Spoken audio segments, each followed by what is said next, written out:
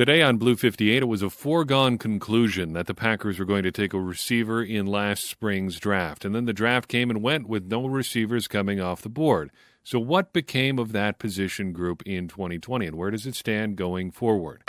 Blue 58! Hello and welcome to another episode of Blue 58, the one and only podcast of thepowersweep.com. I am your host, John Meerdink. Very happy to be with you here for another episode, and it is all wide receivers all the time today. A lot of receivers played for the Packers in 2020. 9 different players took snaps at receiver for the Packers, and if you throw Devin Funchess in there, that's quite a list of names that we got to get to.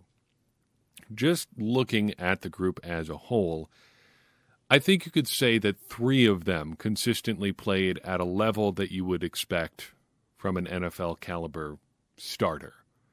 Devontae Adams, Marquez Valdes-Scantling, and Allen Lazard.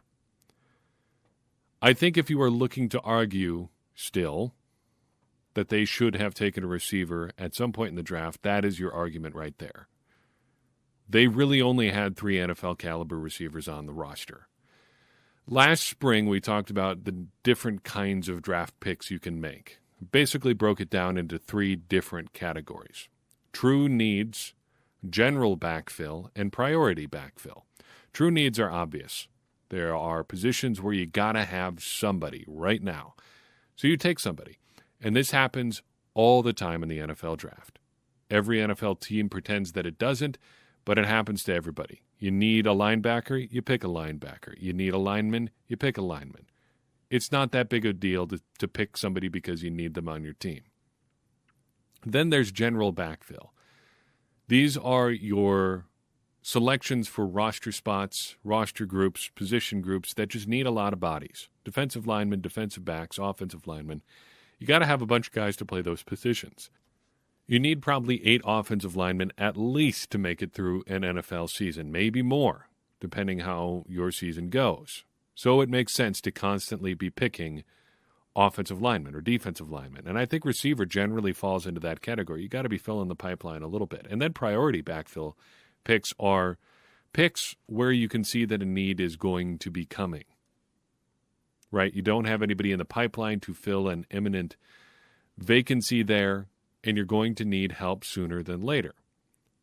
The more I think about it, the more that I think wide receiver was in this last category. It wasn't that the Packers desperately needed a receiver heading into the 2020 season. It's that sooner or later they're going to need somebody to step up. Somebody other than the guys that they had ready to go day one.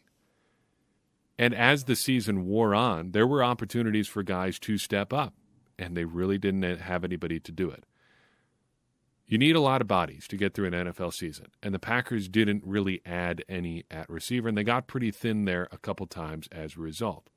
Put it to you a different way. 3 of the 6 receivers that played more than 100 snaps in 2020 were Equanimeous St. Brown, Malik Taylor, and Darius Shepard.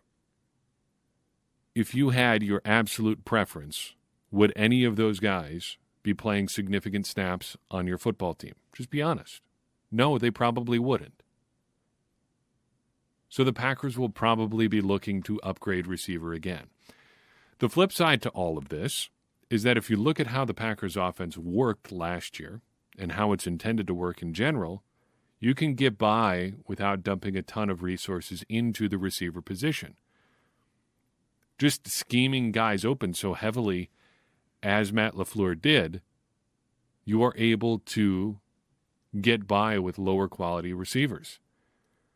But still, it would be good to have your number 4 guy be somebody other than Equanimeous St. Brown, Malik Taylor, and Darius Shepard. And I say that as a pretty big Equanimeous St. Brown fan. I don't think it's all one or the other here. I don't think it's the Packers absolutely should have taken a wide receiver or no, their receivers were totally fine. There were depth issues at receiver this year. There were foreseeable depth issues at receiver this year that they could have addressed. But by and large, the position group was pretty okay. Talking about each of these receivers individually shines a little bit more light on that. We're going to go in order of snaps played for this position group, starting with the guy who led the team in snaps at wide receiver, Marquez Valdes-Scantling. Surprise, he led the team in snaps at receiver. A few more than Davante Adams, who was also out for a couple games, but MVS had 793 snaps to Adams' 774. The good for MVS was really obvious this year.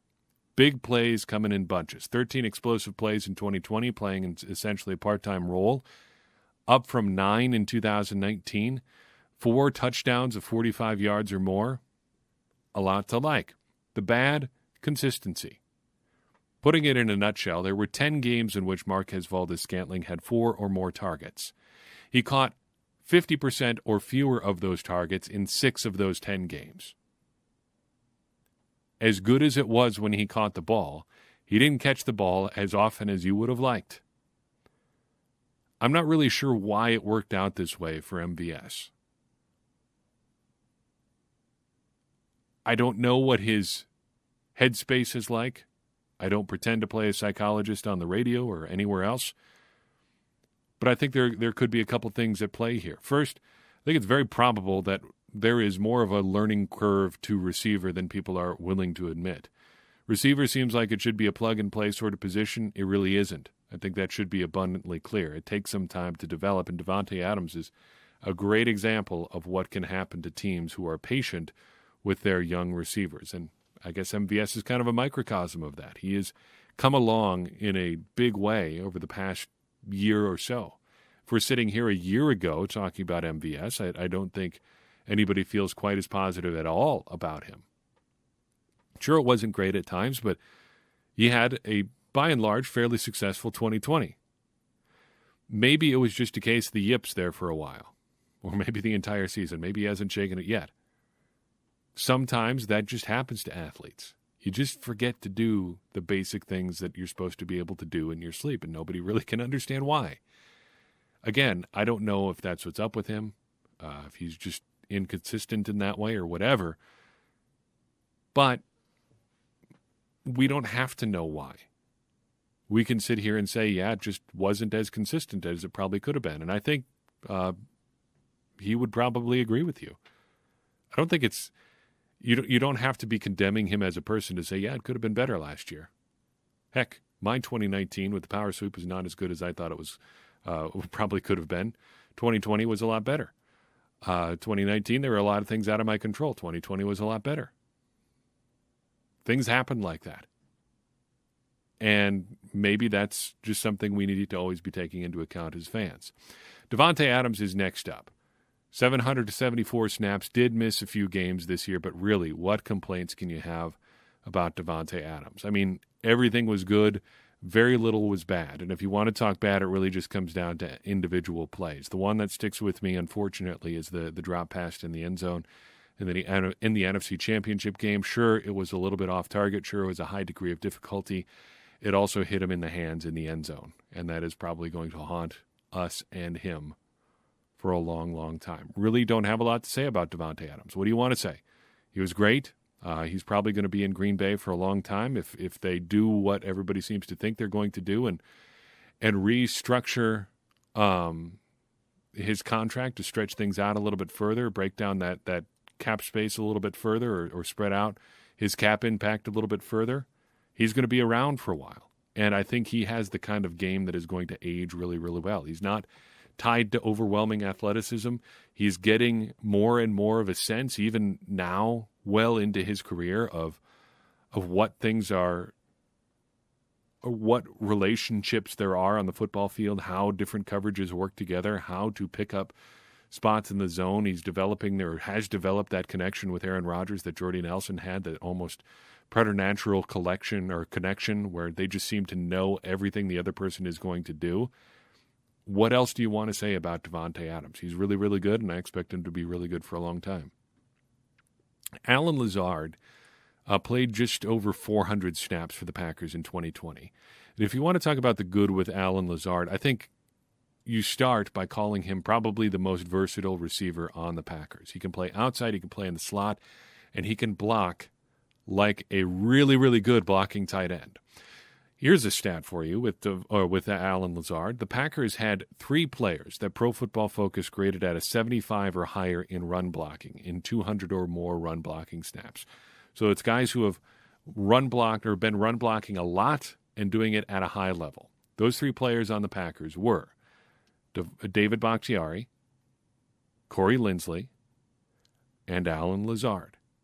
That's right, Alan Lazard grades basically like an offensive lineman when it comes to his run blocking. Nobody else on the team can duplicate that. Nobody else in the league really blocks the same way that Alan Lazard does. I mean, how often do you see a wide receiver start lined up out wide, motion in to an H-back sort of position and block like an actual tight end? It just doesn't happen that often, and it's really cool to see. It's a joy to watch just because it's so different. The bad for Lazard is pretty obvious here too. Injuries derailed his season. There's really no other way to put it. He was really never the same after that core muscle injury, which is not at all surprising. I think we said at the time that we were probably going to hear at some point that he was not even 100% when he was back on the field. We haven't really heard from him yet on that, but I wouldn't be surprised if around training camp or something like that comes out that he just, I wasn't back to 100%, pushed to get back on the field because I wanted to be out there with my teammates or whatever athlete speak he wants to say, and can't blame him for that. More power to him. But I'd be very intrigued to see what it would have come for him in a full season, because it was really, really going well there for him for a while. Equanimeous St. Brown played the next most snaps for Packers as far as wide receivers go. It wasn't a lot for him this year as he made his way back from a pretty serious ankle injury. In fact, after we go past Alan Lazard, no other receiver played more than 200 snaps for the Packers in 2020. You can, I guess, throw Tyler Ervin in there, but even he only played 142 snaps on offense. So we've got Equanimeous St. Brown at 196 snaps. What is the good for him in 2020? The good is he made it back. That was a serious injury he sustained last year. He made it all the way back and played in some games, even had a couple nice plays at a couple moments throughout the season. The bad is that he really didn't do much, and I'm really not sure why it worked out that way for him. It could be that he's just not a very good player. It could be that he's just not as good of a run blocker as Alan Lazard, because it seems like they should be playing similar roles, or they have broadly similar skill sets. I think there's a lot of overlap there. But for whatever reason, Equanimeous St. Brown doesn't get it done the same way some of the other receivers do. Now, having just said that Alan Lazard is probably the single most versatile receiver on the Packers, that probably should mitigate the criticism of Equanimeous St. Brown a little bit. If the criticism is he's not as good a run blocker as Alan Lazard, well, okay then. Basically nobody on the Packers is, other than an offensive lineman on a regular basis.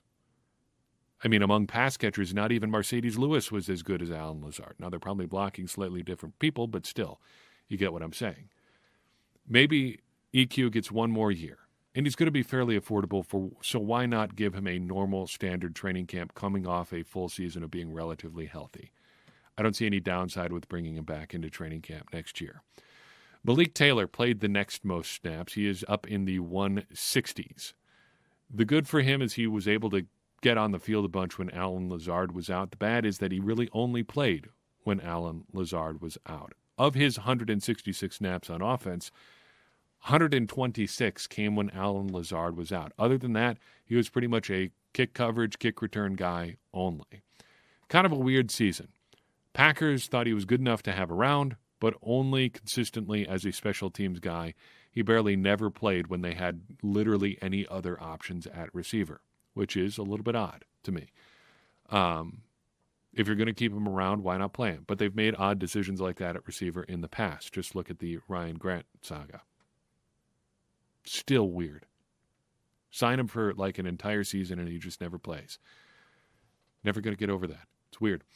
Darius Shepard played the next most snaps among receivers. Remember Darius Shepard? Remember his fumble against the Colts? Now you do. The good was pretty minimal for Shepard. I like taking a swing at a different body type here, more of a traditional slot type, littler guy, more lateral quickness than long speed. The bad, just a lot of time and effort burned on a guy who is very clearly not very good. And this is not a Darius Shepard problem. This is an organizational problem. Why are you spending weeks and weeks and weeks on this guy that is very clearly pretty limited, not a dynamic returner. In fact, for a long while, he was quite literally the worst punt returner in Packers history. No one had produced fewer yards than Darius Shepard as a returner. -9 to his name for his career for a while. No one worse than that, ever, in Packers history. And you're just going to keep sticking him back there and hoping for a different result. Just kind of odd. And you almost feel a little bit bad for a guy who keeps getting put in a bad position. And I guess people are hoping that something different happens. Next up, we're getting pretty far down here because Tavon Austin had just 30 snaps on offense for the Packers in 2020. Look, the Packers tried, and that was good. The bad was it didn't work out. And it was a pretty small role, so it's really low damage that it didn't work out, but he wasn't as dynamic for whatever reason as Tyler Ervin in that little motion slot receiver type role. He wasn't a terribly impactful punt returner, and he fumbled once on a punt return. Worth a shot, didn't work out. There's Tavon Austin in 2020. Juwan Winfrey, the next two receivers have 10 snaps on offense between them. Juwan Winfrey had 8. And the good for him is that he's a big, nice testing prospect. 6'3", 215 pounds, according to Pro Football Reference. I see other sites have him listed as more like 6'1", but still, nice height, weight, speed prospect. The bad is that's all we've got to go on so far. He only played 8 snaps. Hey, it's worth a shot. Nice, big, physical guy. Likes to get involved in the run game. You can work with something like that. Finally, the hero of last offseason, rounding out the Packers wide receivers in 2020, Reggie Begelton. All of 2 snaps on offense. Which of Reggie Begelton's 2020 snaps were your favorite? Look, nice size. Maybe just needed a little time. I think next season, if he gets another crack in training camp, and it sounds like he's going to, we might get a little bit better idea what he can really do. But he didn't get much of a shot at all in 2020. And given that there were opportunities there with Allen Lazard out, it's a little bit mystifying as to why he didn't get more of a shot. Maybe that's your answer right there. Next up, we've got a lot of questions from readers and listeners about wide receivers. All of these questions come from our private Discord server, and you can access that Discord server if you are a Patreon supporter. Patreon.com/thepowersweep recently redid our Patreon page. You have more options for supporting the Power Sweep there. Just wanted to give you some different tiers at which you can support the Power Sweep and Blue 58. All of them get you the same rewards. Access to our private Discord server. Bonus content at patreon.com/thepowersweep. 25% off lifetime at our Teespring store. And you get to just have fun hanging out with us. And you, most importantly, get to help us keep this entire operation ad-free and running, because we are committed to never having ads ever on a Blue 58 podcast or on thepowersweep.com. And we need your support to help do that. So head to patreon.com/thepowersweep and help us keep this whole operation going. And you'll get access to some pretty cool stuff if you do, including our Discord server, from which these questions have emerged. Serb Packer asks, will the departure of Aaron Jones and his small but nevertheless existing receiving skills impact the wide receiver position? I'm going to say no on Aaron Jones, because although the Packers do run him or do play him or have played him a little bit more in a receiver-type role recently, I really don't think that was the strength of his game to the extent that it took away from wide receivers. However, our next question does potentially shed a little bit more light on that situation, because Patrick asks, if we draft a wide receiver or find one in free agency, do you think Gutekunst will lean toward his big body plus blocker tendency, or will he try to find a smaller, shifty, speedy type talent to fill a role we don't really have? So I've kind of been harping on this for a couple years now. And I think if you look at the receivers on the Packers roster, they all basically fall into one body type. Brian Gutekunst likes tall, thick receivers because he wants them to block in the run game and be a mismatch problem in the passing game. And that is true. That is one way to create a mismatch. But I wish that the Packers would diversify a little bit more. I wish they tried to attack defenses in a little bit different ways instead of just wave after wave of tall, big, strong guys. And look, it's worked out for them. Why not try to keep doing it? But certainly you could boost your attack by having some more options there. I think Gutekunst is going to stick with that type unless he has to. I don't think he's going to be looking to diversify his body types, but I think we may be in a situation where he's going to almost have to try something different. Because there is a role for that slot-type motion guy in this offense. That's what Mr. Serb Packer was getting at, asking about Aaron Jones being gone. So think for a second. If Aaron Jones is gone, if Tyler Ervin is probably gone, if Tavon Austin is gone, who fills that role in the offense? Who is running that jet motion all the time? They've tried it a little bit with Marquez Valdes-Scantling, but they don't seem to like to do that with him regularly. So if that is a role that you want in your offense, and if you're trying to fill that role, maybe now is the time to go and get someone who can do that role specifically. So how do you fill that role? JJ asks a question about that. He asks, or she, I guess I don't know if JJ is a guy or a girl. Doesn't matter. JJ asks, should the Packers take the 2018 approach and draft multiple late-round wide receivers, or take the traditional approach of spending a second-round pick on a single wide receiver? I think given what the Packers have at receiver, which is 3 guys they feel pretty good about, and some other guys that they're at least familiar with, I think what you're doing in this situation is buying premium here and then shopping for bargains to fill roles. Take some flyers on some good testing prospects if you can get them in undrafted free agency. The Packers need more quality than they need quantity. I think given how they use their receivers, you're probably looking for smaller upgrades, or fewer upgrades, I should say, and then just taking some flyers on some guys and seeing what you get. So buy premium and then shop for bargains to fill those other roles. Speaking of free agency, Christina asks, is Marvin Jones a good free agent option? Marvin Jones, most recently of the Detroit Lions, is a free agent now, and I like him a lot. Price notwithstanding, I think he'd be a great sidekick for Davante Adams. Price could be a factor because, according to Marvin Jones' own words, he wants to play for a contender and get money if possible. And look, to that I say, me too. And also, it's good to want things. I would also like to make more money and play for a contender if I could, but we don't always get what we want. But to the question of Jones in particular, I like him. He's been productive. He's been reasonably healthy the past couple of years. He's a good downfield threat. There's a lot to like there. So if you can get him at a reasonable price, why not? I think that's the sort of receiver the Packers should probably be pursuing in free agency. Speaking of free agent wide receivers, our last question comes from Carl. He asks, is Devin Funchess expected to be gone? I don't get a firm impression one way or another, but I am leaning towards him heading out. The Packers can save about $1 million against their cap in 2021 with him gone. And for what the role would be for him in the offense, I think just spend the money elsewhere. He's not going to be the number 2 receiver. He's not going to be the number 3 receiver. That's going to be that's going to be Allen Lazard or Marquez Valdes-Scantling in some order. Adams is the undisputed lead dog in this offense. It's Lazard and MVS after that. So what are you looking for? $2.5 million against the cap for your number 4 receiver. I think I'd rather take a swing on a bunch of options than just one guy at that point, especially considering there is some redundancy with him in the offense.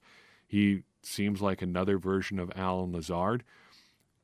I don't think it's the worst thing in the world if they want to keep him, though. I would just lean towards them probably looking to spend that money elsewhere.